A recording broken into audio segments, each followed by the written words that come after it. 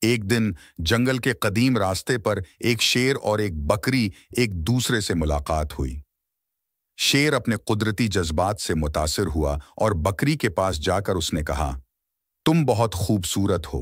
میں کبھی ایسا جانور نہیں دیکھا جو اتنی خوبصورتی کے ساتھ شیر کے قریب آتا ہو۔ بکری نے شیر کی تعریفوں کو سن کر خوش ہوتے ہوئے کہا، شکریہ، آپ بھی بہت دلکش ہیں۔ آپ کی باتوں سے مجھے خوشی ہوئی کہ آپ نے میری خوبصورتی کو قدر کیا۔ دونوں جانور دوست بن گئے اور روزانہ ایک دوسرے سے ملاقات کرنے لگے۔ شیر کبھی بھونک کے بغیر بکری کے پاس آتا اور بکری بھی خوشی خوشی شیر کی پیشکشوں کو قبول کرتی۔ ایک دن جنگل میں آنے والا ایک جوال جانوروں کے لیے خطرہ ہوا۔ بکری کو خطرہ محسوس ہوا اور اس نے شیر کو بتایا۔ شیر نے فوراً اس جانور کو ڈھونڈنے کے لیے روانہ ہوا اور اسے بچا لیا۔ اس کے بعد دونوں کے درمیان ایک گہری دوستی کا رشتہ قائم ہوا۔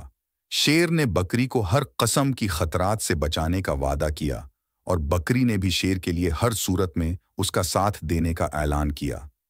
اس دوستی نے جنگل میں امن اور محبت کی جڑیں جمائیں اور لوگوں کو یہ سبق سکھایا کہ کسی کی خوبصورتی اور طاقت کی بناوٹ پر نہیں، بلکہ انسانیت اور دوستی پر اعتماد کرنا چاہیے۔